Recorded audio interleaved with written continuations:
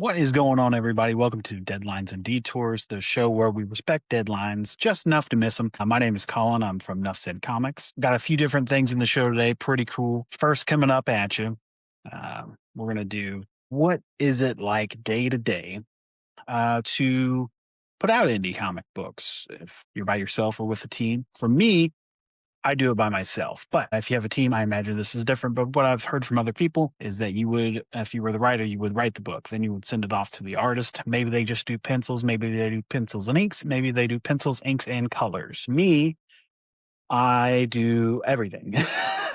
um, One, I don't have the money for all that. I want to put out stories, but I don't have the money for all that. Which, hey, if you do, that's awesome.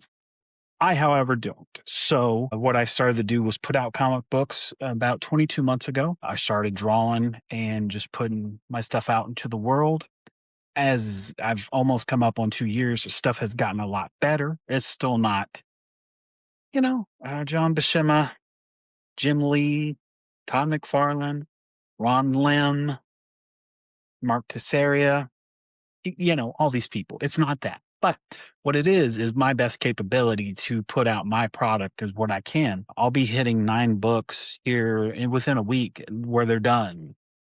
And that's in 22 months. And that's a lot. A lot of indie books don't hit that effort. I mean, it could be a lot of things. It could be money. It could be they don't have the drive to do it because this stuff is hard. It could just be timing's not right for them. It could be a lot of things. I think money happens to everybody, dude. And then that's why I'm going to keep doing my stuff and keep practicing and getting better. I don't think that writing necessarily is my issue. I think I've came up with stories since I was very small. I've put those out there. I've wrote a lot of stuff down. I've done poems, I've done songs, I've done short stories, I've done comic books. I have not done a full length book, but I will probably do that at some point. The thing is, writing isn't my issue. I don't think it's a lot of people's issues. Everyone gets ideas. There's lots of good ideas out in the world. Not all of them come to completion. Like I get stuff all the time. I write it down. Do I put it out of it? No. But it's all right. Anyway, so me, I'll come up with the concept. I used to script everything out, but now it's kind of like I know what I want the issue to be or the story. I'll do some like, what do I think it'll look like? I'll draw it out, put details, put initial. I put initial words in there. They could suck. They could be awesome, and I don't change them. But I'll draw a page out. I'll look at all of them. Okay, it's fine. And then I'll go and I'll color and I'll do the next page. But then I'll come back and I'll read through stuff a bunch and I'm like, oh, that sucks. Or if I change something at the end of the book, I come back and then I flip that around. There was like in Freedom 2, it was how do they know my name? Who set me up? And I flipped those two and it made the issue way better. But that's because I had time to do that. Now, I've heard from other people, watch videos that they may get something back from the artist and they hate how it reads after they see the scene. You can change wording based upon art. And that's very true. I may draw a scene one way and I had something that I wanted a guy to say, and I'll change it after I draw it. Because sometimes even how you lay it out isn't what you think it's going to be. I know I've done panels where I've had to redo that panel a few different times, man. It is what it is. You're not always going to be right where you want with a book. But as long as you keep going, I think that's the big thing. But so self-doubt can come into play, dude, real big, especially on me. Because it's just me by myself, right? Which doesn't sound like it's not that big a deal, but everything's on me. So if something doesn't turn out good, it's my fault. I don't have an editor. I should get an editor. I'm not sure how much they cost. I haven't fully looked into it. Um, I felt, especially at first, like I know the art wasn't there, but I wanted to get the story out. Art was what it was, and it works. It's fine. Now we're refining it and making it better. But at some point, I should get an editor because I'm horrible at English class. I know what I want these characters to say, but like punctuation. So it's hard. And sometimes momentum stops, man. Like I've taken 2 weeks off of books. I've taken where I just didn't even want to look at my cell phone. I do everything on my phone, including this podcast. I just didn't want to draw on my phone. I didn't want to do any of it. Warriors 6 is this is coming up on the fourth month because I want to push it back and change things and just want to walk away from it. The holidays is part of it. Christmas happened. Thanksgiving happened, all that stuff, but ultimately it shouldn't take me that long to put out a book. That being said, the final pages I'm working on are looking pretty cool. So I do like that, but you just got to pick yourself up, dude. It's a reassurance of every day that you just got to keep going. Not everything's going to work out, but I think it's like anything, consistency is it. You know what I'm saying? Just consistency, man. Put in time, work on your pages, do your panels, even if it's writing and that's what you're doing. Try to write every day, man, 15 minutes. And I would say this is, and I don't necessarily mean write to pen to paper or type into keyboard or on your phone or wherever you do it. I say write even in your head because that's my writing, dude. Like I'm driving, I'm walking, I'm doing menial tasks, I'm washing dishes, I'm taking the kids places. I just write and like what I think would work, what won't work. That's it. But if you, I think, wrap this up, if you're making indie comics, you want to make indie comics, man, just put forth the best effort you can. Some days aren't going to work, some days they are. Do your best you can. I think you're going to be something. You're going to do something with your book, even if that's making it one book and going and doing a art convention in your town. Or like I do these. My kids go to school, so at Christmas time they have these art markets, and I go and I do them, and I do okay at them. The past couple years, I've been doing this art market at Christmas time, just selling my comics, stickers. I do like fan art, and I put them out. It's cool because it's in the community and everything. So even if your thing is you made one comic, you're selling it at a local event, you're doing something. If you want to put it on Facebook and try to sell there, you're doing something, man. I think that's worth something. Back when I had one book, I felt amazing about it. Looking back, I'm like, oh, why did I feel amazing about that? But here nor there, dude. Keep rolling. With that, I'll go into it. If you have an unfinished project, don't worry about it. It's going to be there. You can come back to it.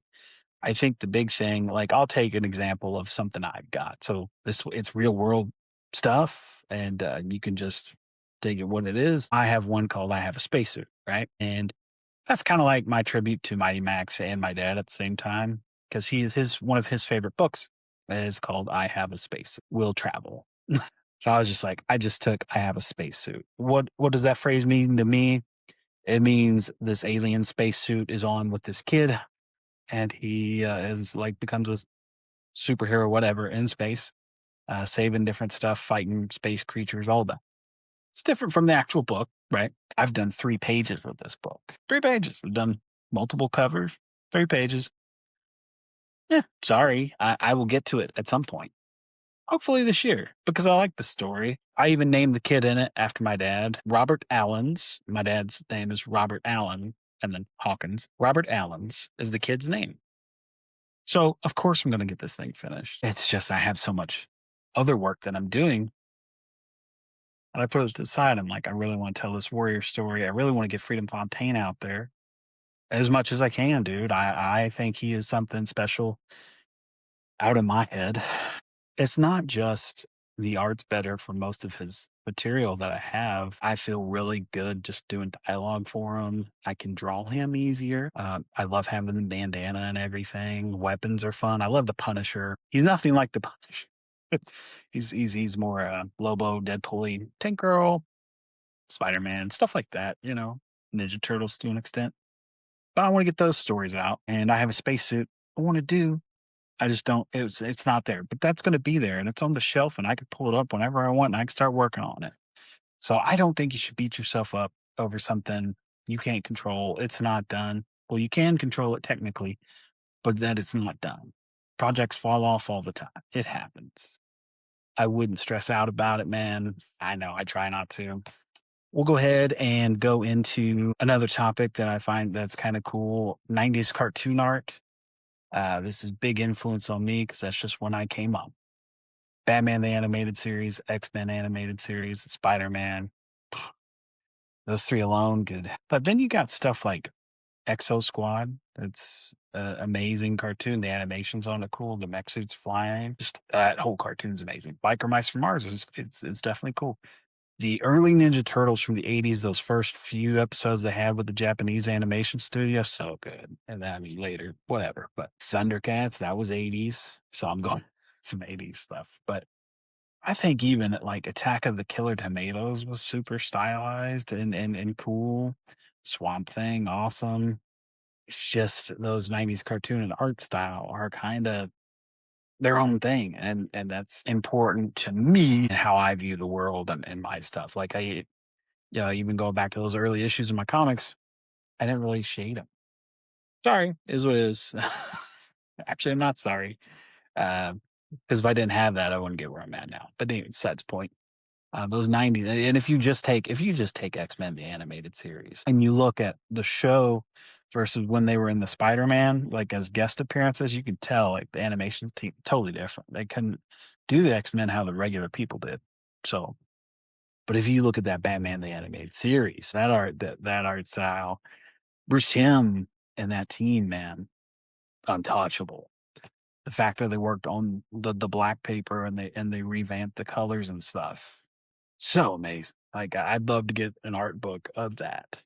Even, like, well, the voice work's impeccable. Those first, like, 3 seasons, Batman the Animated Series, that art style, so good. Clayface, they made you like Clayface, dude. Mr. Freeze, I mean, I can't even tell you. I remember watching the 1960s Mr. Freeze at my grandma's house on the Batman, the regular show, and that character just to take it to the level Paul Dini did when he wrote that, crazy, crazy. Condiment King, I don't think so, but you know, they're very cool. Even Heart of Steel, man, that's gnarly. That Terminator-esque robot Batman, still very cool. Now, this and just everything about that, I love that. Um, the '90s cartoons, man, just a look to them. Even non-superhero at all, but Life with Louie, Eats the Cat, like all them Fox 41 shows, they had a spin and style to them. You could even say Ed, Ed, and Eddie because it's late '90s. SpongeBob's really late '90s. I view it as a 2000 show, but someone told me it like premiered in '99, so I don't know. But even early Family Guy cartoon. We'll go to the next thing. This is a game I'm workshopping. I think I'm gonna try it with other people. It's gonna be more fun. It's gonna be Indie Fellowship. Now you can pick 3 to 5 people that you want on a team to take on a world threat. It doesn't matter if you feel like it's gonna be zombies, the world's ending, one of those things where the universe is coming into the other universe. It's gonna eclipse each other. Whatever you want. I don't care. But it's 3 to 5 people. First pick on my radar is going to be Freedom Fontaine from my own comic books. Colin, that's great. He's like a street level. Sure. He's got his jacket that can hold anything in it. I mean, that's like an infinite armory in there. So not only can he bring you whatever weapons and stowaway stuff that people can't see, he can pack you provisional items, medical supplies, all that stuff. I think it's good. Second character, and I'm still sticking with mine because that's what I'm here for. I'm going to say Grim Reaper Death. Dave, he's the Grim Reaper. He can take souls, all that. He's got Flames of the Dead power. I think that stuff can do a lot. Third indie comic book character, I'm going to go Impound Comics. We're going to go with Impound. He's got telekinesis, he's got flight, and he's got laser vision. That alone helps clear your battlefield. It's very good. So that's 3. You know, and I want Freedom to have like a buddy who also is a street level kind of thing while everybody else is doing other stuff. I'm gonna say Ace Blade, the Ace Blade universe. He's got really great combat skill. He could probably take some people down. He's taken down superpowered beings. I think it'll definitely work. At 5, just gonna go more famous on this. I'm gonna have Spawn in there. I know. I know. It kinda helped Dave out some. Now, depending on where Spawn's power level is, because I'm going early Spawn. Anyway, that's my team for now. I think, I may change that here and there and do some more fun with it, but I think it's a fun game. It obviously, you playing it by yourself, it's not as fun, but it is what it is there.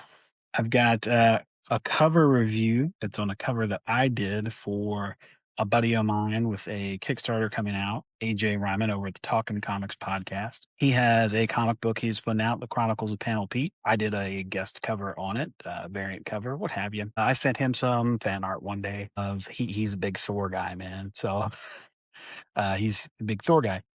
I sent him over Panel Pete as Thor from Journey into Mystery 83. Anyway, that original cover with Thor on it. Oh, he's like, "Oh, that's cool." I was like, "Sorry, I didn't have time to do the whole thing. I was just did it on work, lunch at work as a little sketch." He's like, "Oh, you could do the whole thing." And he's like, "Yeah, we can do the whole thing, man. It's going to be a cover for my book." And I was like, "Oh, that's gnarly," because I've never done a cover for someone else. I just haven't, man. Uh, so that to me was awesome that he said that. I worked on it all that weekend, came up with what I could do the best to my ability to become that Kirby cover. Now, stuff is changed on it. Windows are changed. The people are silhouettes now. Now, within those silhouettes, there's extra silhouettes that I set up that aren't in that Kirby cover. But the guy waving with his thing, yeah, that's there. Poses and stuff that I threw in there. The rock creature guys, tried to make them pretty close. I changed a little bit on it, but not a lot. They're the same colors, but I did shade everything. So I put shading in where they had all those flat colors, but that was back when they were printing with less colors back then. So they had those flat. I went in, kind of shaded everything.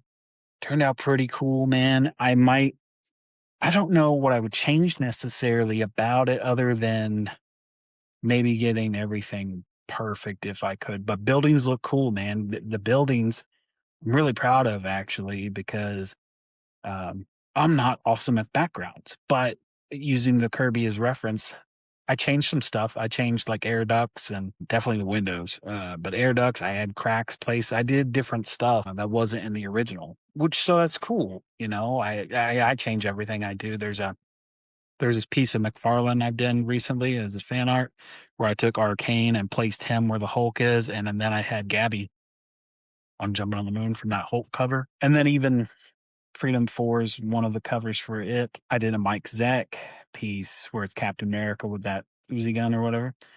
Changed that to Freedom, did some different proportions, have a different background because black just isn't kind of my thing. And all my books, they're very colorful.